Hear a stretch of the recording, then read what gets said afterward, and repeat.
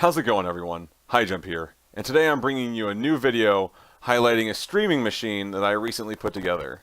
So without further ado, let's go ahead and dive into the parts that make up this beast of a machine, as well as how we benchmarked it. Starting off with the case, I wanted something that was a little bit smaller, so it'd be easier to take with me to different events such as PAX, DreamHack, or even the upcoming Infernal Land in December.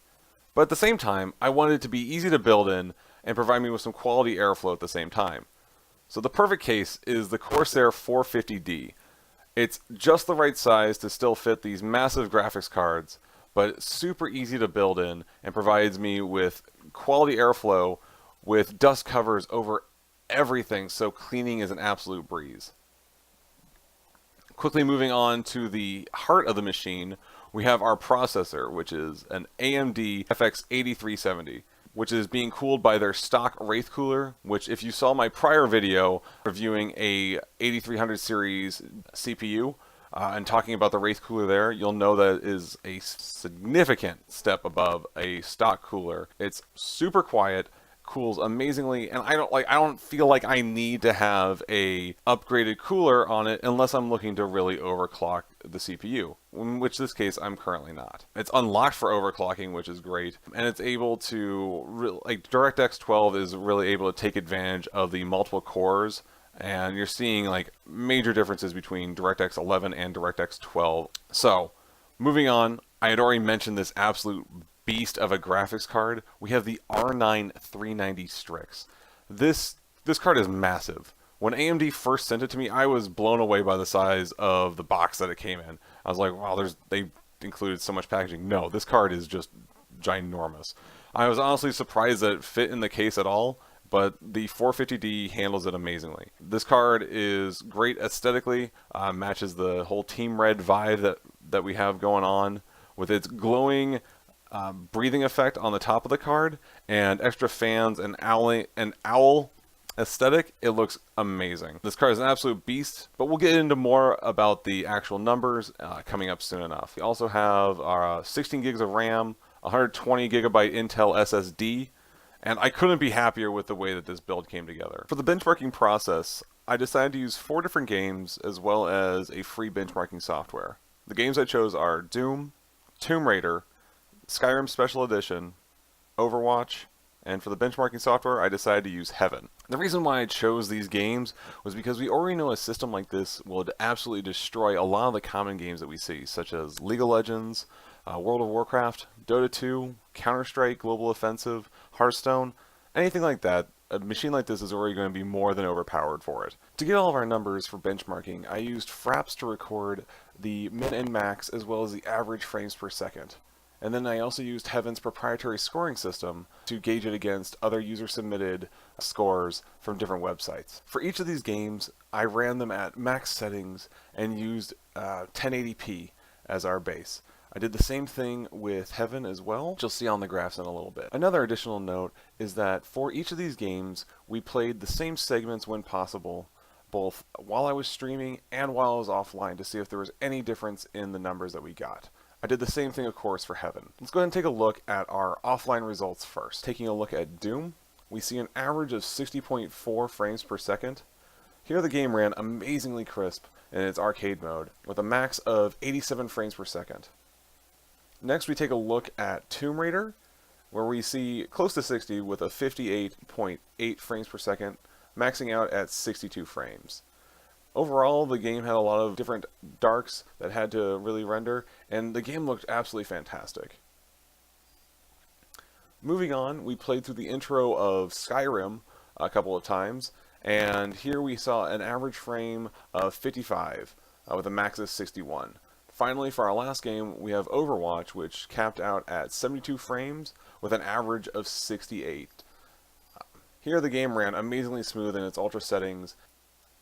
Now taking a look at our Heaven benchmarking software, I got a score of 1404 while running it in 1080p on extreme settings, with an average FPS of 55.7. For comparison, I took a look at OCholic to see what their scores were while running in the same settings. Here they got a score of 1422 with an FPS average of 55.04. So I think these are scores being pretty close. Could be a little bit difference in how much we were running the card at. They could have it a little bit overclocked more than we do, but these are still pretty close. I have seen some ranging scores depending on how hard the card is overclocked, and so it's kind of hard to find an average score line as well as FPS. But we know that this card can be pushed a little bit further, and for all of these results as well, as you overclock the card and play through more of the game, you can see these scores differentiate a little bit, but as you can see, we're running pretty much everything close to 60 frames per second in our offline scores. Moving on to our streaming results, we first again take a look at Doom. Here we see a minimum of 41 frames with a max of 84 and an average of 60.033. Overall, it's just a difference of 0.315 frames, so I'm pretty sure we can just write that off as being negligible. And then to Tomb Raider, we have a minimum of 36 frames with 62 max and an average of 58.272. Again, only half a frame separates the streaming version from our offline test, so again, it's pretty negligible. We weren't able to stream the exact same footage that we tested on, but we still had some very similar dynamic lighting and testing, so I think it's pretty fair to say this is similar. Next we move to Skyrim, which actually had our biggest difference with a minimum of 21 frames, a max of 61, but an average of 48.8. That's a difference of 6.27, resulting in our largest gap. We played the exact same section of the game, so it's pretty safe to say that streaming Skyrim had a pretty significant dip in performance. And then we moved to Overwatch, which actually had some interesting results. With a minimum of 47 frames per second and a max of 72, our average was 69.4, which is a full frame better than when we had offline. I do believe there's some differences in the maps that we played when we were streaming and testing though, so that could have something to do with it. I tested the game over multiple rounds, both streaming and offline, so it's kind of hard to put a finger on what is the actual result. Though I believe with enough testing and having a large enough sample size, we could see this difference being one of the negligible ones as well. Moving on to Heaven, we ended up with a result of 1387, which is a dip of 17 points and only a dip of 0.6 frames per second, resulting in 55.1 frames. Again, we compare this to OC Holic with their score of 1422 and an FPS of 69.4. So overall, I think this card performed very well while streaming, playing some of these high performance games. Again, once we're able to find out if Dishonored works better with XSplit or an updated version of OBS, we can compare a more recent game. So we'll definitely have an update for that coming out in the future. So where can we go from here in terms of upgrades to this machine? Well, obviously we can upgrade the graphics card to a current generation 400 series graphics card from AMD to take advantage of some of their new architecture to benefit streamers, but as well as some minor things as a few more fans in the case to help with airflow, and maybe even an aftermarket heatsink to continue to overclock our CPU. I think these modifications would make the machine a little bit more robust, but I like the machine as it is now.